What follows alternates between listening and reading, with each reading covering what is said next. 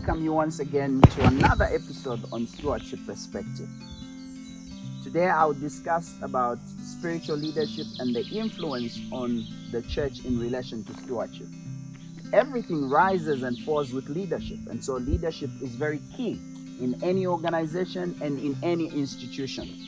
Spiritual leadership has been defined by so many people in different ways, but I like this definition about spiritual leadership, that spiritual leadership is moving people onto God's agenda. And so we are not moving people to our own agenda. And in spiritual leadership, we don't allow people to move, or we don't do people's will, but we get people to do God's will. That's what spiritual leadership is all about. I want to speak to the elders. I want to speak to the pastors, my fellow pastors, that there's one thing and one sin that we have committed. And this is that we have taught people our truths and doctrines, and we have well done that. But the problem is we have failed to transform members and help them get into a living relationship with their God. So here we stand as leaders, and we have this bigger resource and wealth of knowledge, but we have failed to pour this wealth of knowledge into the member that has just come. But here's where a challenge comes in. If I am a leader filled with the Holy Spirit, then I'm going to pour into something that is empty. But if I am empty myself, then I have nothing to pour into because I am empty. What that challenge is, it challenges me as a leader to develop a living relationship with God. When I know how to fend for myself, when I know how to walk with God, having a daily dependent relationship with my God, then I am going to help my friends get into that living relationship. Christianity can be a form of paganism and bondage for many people as long as they fail to partner with their God. And so what I am saying is that you as a leader, you are supposed to now help the members who are still young to get into a walk. Let them realize that stewardship is not about performance, but stewardship is about relationship. Right, so when this is empty, there's no magic that can happen for it to begin to overflow. It's the same thing with leadership. When we are not spiritually connected, when we don't have a walk with our God, we can't, by extension, give to our members.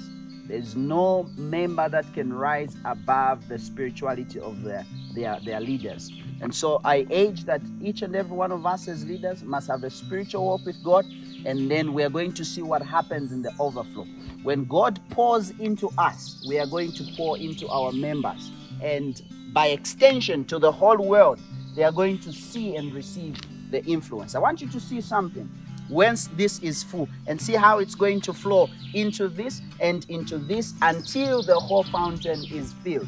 And by implication, that's exactly what happens. Even the influence of the blessings of God. God blesses you with resources and property, and He blesses you. You give to the church. You give, to God Himself. It overflows. The church, not only the church, but the whole lot of the world. That is actually how it works. And so let's see how it's going to happen when it is now in the overflow. So this is what happens when leadership is filled with the Holy Spirit and the walk with God. By extension, this is going to be filled, and this is going to be filled, and we are able to see how it goes to the overflow. That's the science of Christianity. That's the science of religion. And biblical stewardship is just like that. And biblical leadership is just like that. We must be connected to the source as leaders, and then by extension, we help our members to be connected to the source, who is God Himself.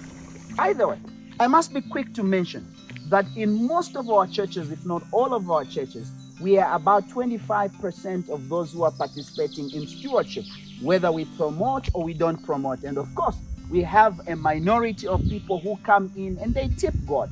By tipping God, I mean they give something in form of offerings and building promotions and many other things. But those who are consistent could be around 18 to 25.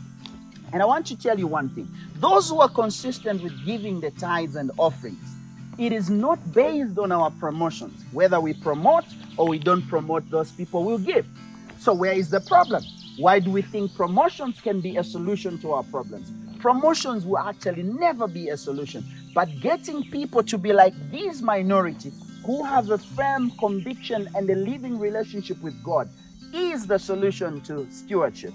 And so, my brothers and my sisters, I want to aid you as I aid myself, remind you as I remind myself, that the key to stewardship is that we come back to the basis of who God is and get into a relationship with Him and help the members to do the same, and giving will come as a natural result. And so, as leaders, we shouldn't just concentrate on professional pastoring, professional eldership, just ensuring that programs are moving, just ensuring that there's activity everywhere.